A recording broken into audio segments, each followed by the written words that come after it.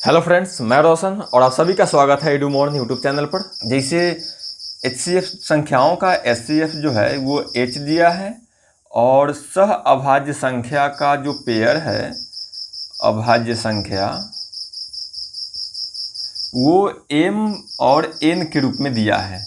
आपको बता दें दोस्त, इस फॉर्म में अगर दिया है तो फर्स्ट नंबर हमारा हो जाएगा एच एम और सेकेंड नंबर हो जाएगा एच एन, जो कि पिछले वीडियो में भी हम बता चुके हैं। तो दोस्त अब चलते हैं रिजल्ट की तरफ। पहला रिजल्ट तो m प्लस n निकालना हो तब क्या करेंगे, ये होगा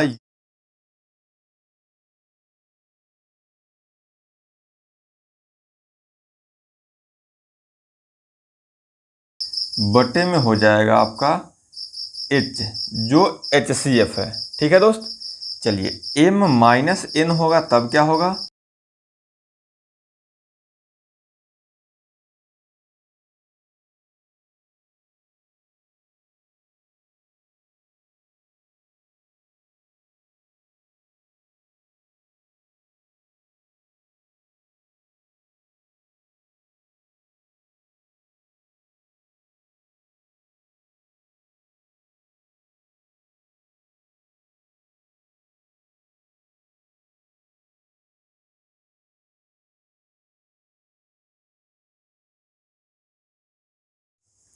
चलिए दोस्त अब नेक्स्ट क्वेश्चन लेते हैं। योग जो है क्या दिया है आपको,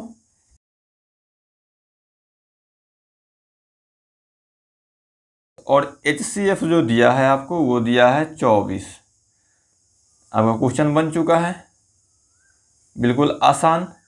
आपसे बोला क्या है, आपसे बोला है कि यदि एक संख्या 150 और 180 के बीच हो, 150 और 180 के बीच हो तो वो संख्या कौन सा है।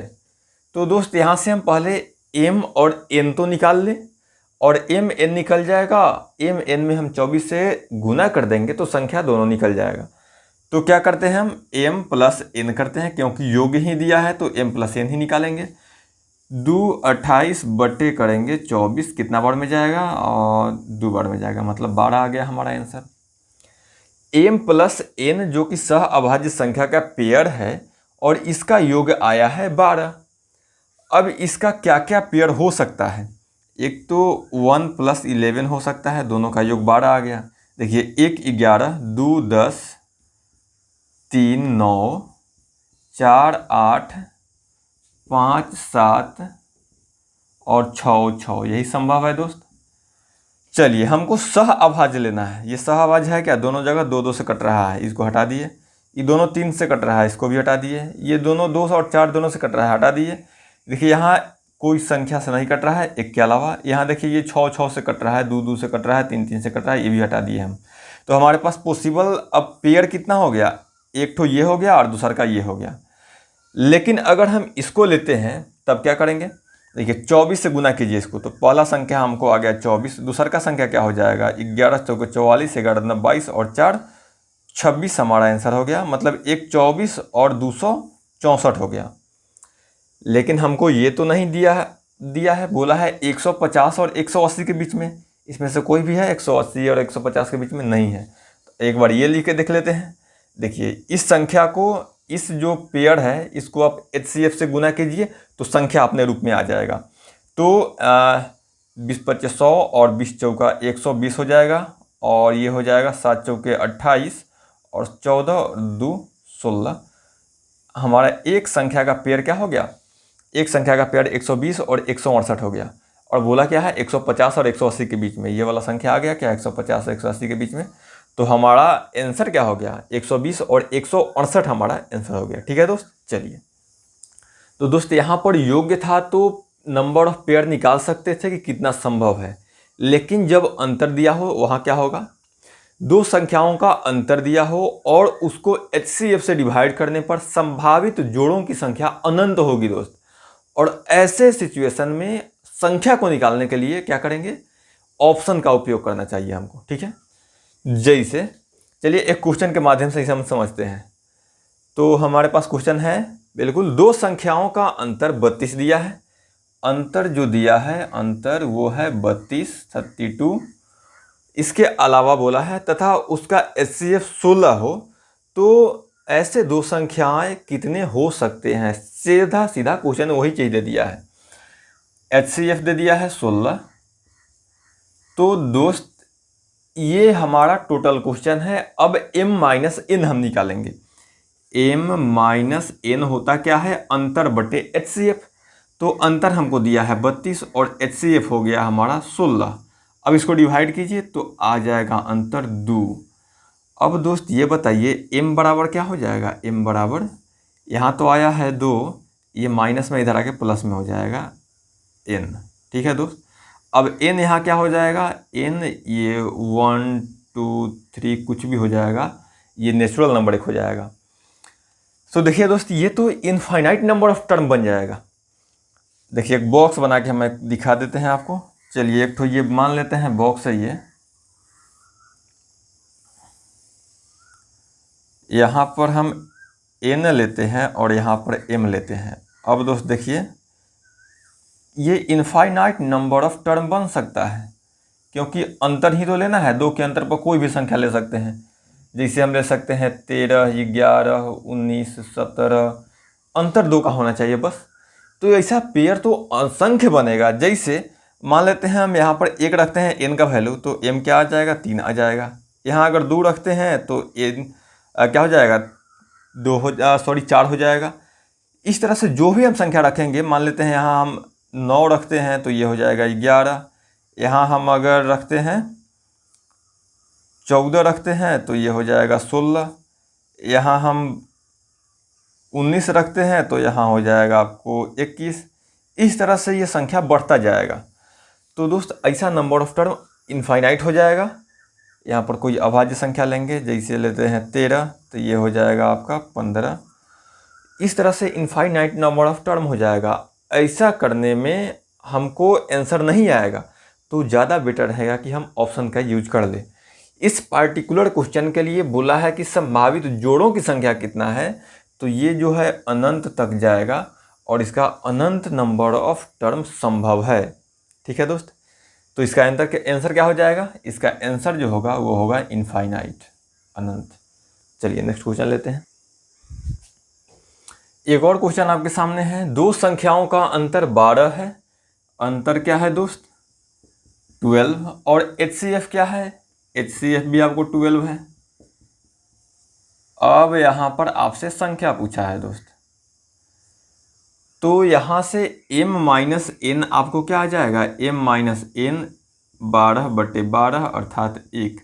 तो इस दोनों पेयर में अंतर 1 का होगा दोस्त, और कुछ भी नहीं है। ऐसा कुछ भी हो सकता है दोस्त, जैसे m को हम अगर 19 लेते हैं तो n क्या हो जाएगा, n 23 हो जाएगा, 20 हो जाएगा। 1 का अंतर लेना है। इसको हम 99 लेते हैं तो ये 100 हो जाएगा 1 के अंतर में। इसको 998 लेते हैं तो ये 999 हो जाएगा। मतलब ऐसा अनंत पेयर बन सकता है। तो ऐसा तो हमारा आंसर कभी नहीं आएगा। तो हमको चलना क्या पड़ेगा, ऑप्शन से चलना पड़ेगा। देखिए दोस्त, m गुने h कर देते हैं तब पहला संख्या आ जाएगा, और n गुने h करते हैं तो दूसरा संख्या आ जाएगा, यही ना आएगा। तो हमारा जो भी आंसर होगा 1 के अंतर में है, मतलब दोनों का अंतर 12 होगा, और ये दोनों संख्या 12 से कटने वाला होगा, क्योंकि 12 यहाँ पर क्या है, h 12 है। मतलब 13 के मल्टीपल में पहला संख्या होगा और दूसरा संख्या भी 13 के मल्टीपल में होगा, 12 के मल्टीपल में होगा। m और n का अंतर क्या है, m और n में अंतर 1 है, तो इस दोनों में अंतर भी क्या होगा, 12 का ही अंतर भी होगा। तो चलिए हम ऑप्शन से देख लेते हैं। पहला ऑप्शन 66 और 78, ये 66 और 78 12 से ही नहीं कट रहा है, तो जबकि दोनों जगह 12 कॉमन है तो पहला ऑप्शन आपका कट गया। सेकंड है 70 और 82, अंतर तो 12 का हो रहा है, लेकिन दोस्त ये 12 से कट रहा है क्या, नहीं कट रहा है, 12 का मल्टीपल होना चाहिए संख्या। ऑप्शन नंबर सी है 84 96, बिल्कुल दोस्त ये 12 से कट रहा है, अंतर देख लीजिए, बिल्कुल 12 अंतर है। और अगला क्वेश्चन है आपका, अगला ऑप्शन है 94 और 106, दोस्त ये भी नहीं 12 से कट रहा है, तो इसको भी सही काट दीजिए। तो हमारा ऑप्शन क्या हो जाएगा, ऑप्शन नंबर सी हमारा आंसर है। चलिए नेक्स्ट क्वेश्चन आपके सामने है। दो संख्याओं का गुणनफल 20 28 है तथा इसका महत्तम समापवर्तक 13 है और संख्या 2 अंकों की है तो संख्या क्या होगी। चलिए दोस्त, यहाँ भी पेयर हो सकता है 2 से अधिक बने, इसीलिए बोला है सेकंड लाइन, और संख्या 2 अंकों का है, 2 अंक का दोनों संख्या है। तो चलिए लेते हैं हम गुणनफल जो है, गुणनफल प्रोडक्ट जो हमको दे दिया है वो 20 28 है और HCF जो है हमारा है 13।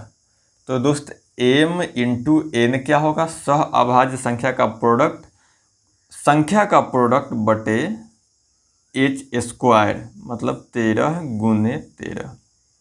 अब इसको एक बार हम काट लेते हैं, ये 7 एक बार में जाएगा, 13 × 5 = 65 और 13 × 6 = 78। अब 13 से इसको काट लीजिए, 13 एक बार में और 13 दूने 26, मतलब m इंटू n हमको क्या आ गया, 12 आ गया। अब m इंटू n 12 आ गया, तो ऐसे कितना संख्या पॉसिबल है, तो हो सकता है 1 गुने 12 हो जाए पहला पेयर।